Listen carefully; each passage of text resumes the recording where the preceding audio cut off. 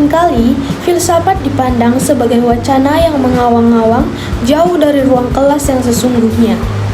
Namun, jika kita mendalami modul IDIK 4006, kita akan menyadari bahwa ilmu pendidikan tanpa filsafat ilmu itu ibarat rumah tanpa fondasi atau kapal tanpa kemudi. Pertama, bagaimana filsafat ilmu mengawasi dan memperkuat pendidikan?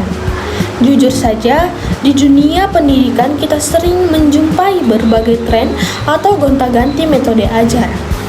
Tanpa filsafat ilmu, kita akan mudah terseret arus dan menganggap segala hal yang kekinian itu pasti benar. Nah, filsafat ilmu berperan sebagai quality control.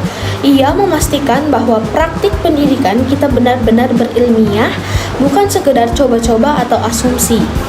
Lebih dari itu, filsafat ilmu juga menjaga nilai-nilai dalam pendidikan. Ia mengingatkan kita bahwa tujuan pendidikan bukan sekedar mencetak robot penghasil nilai sempurna, melainkan membentuk manusia utuh. Disinilah filsafat memastikan ilmu pendidikan tidak kehilangan ruh kemanusiaannya. Kedua, hubungan ini bersifat timbal balik.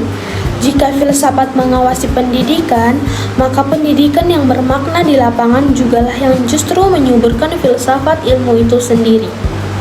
Bagaimana bisa filsafat yang hanya disimpan di perpustakaan dan tidak diuji di dunia nyata akan menjadi filsafat yang mati?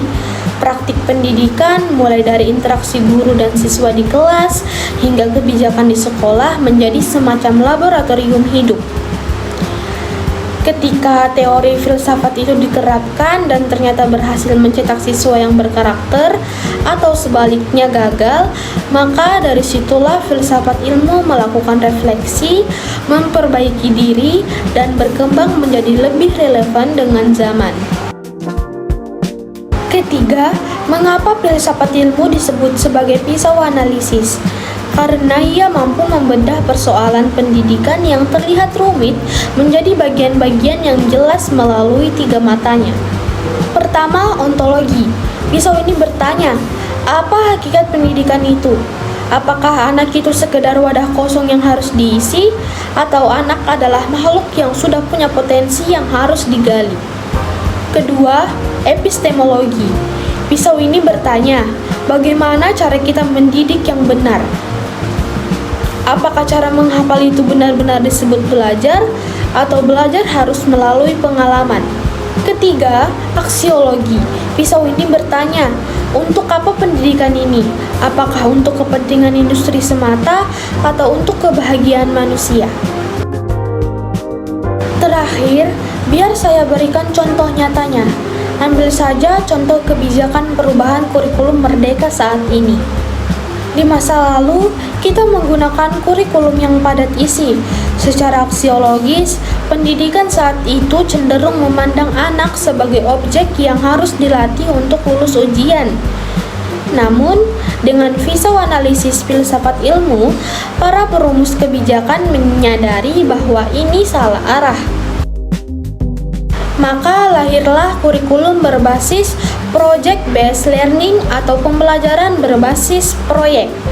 Secara ontologis, kurikulum ini memandang siswa sebagai subjek yang aktif.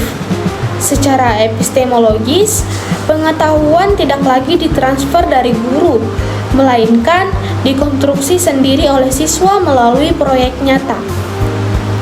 Dan secara aksiologis, tujuannya bukan lagi nilai di rapor, melainkan pembentukan profil pelajar Pancasila.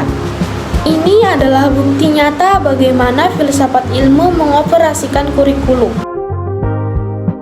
Jadi, filsafat ilmu bukan sekedar teori mengawang. Ia adalah fondasi, kompas, sekaligus pisau bedah yang membuat ilmu pendidikan tetap berdiri kokoh, manusiawi, dan bergerak ke arah yang benar. Demikian presentasi dari saya. Terima kasih. Wassalamualaikum warahmatullahi wabarakatuh.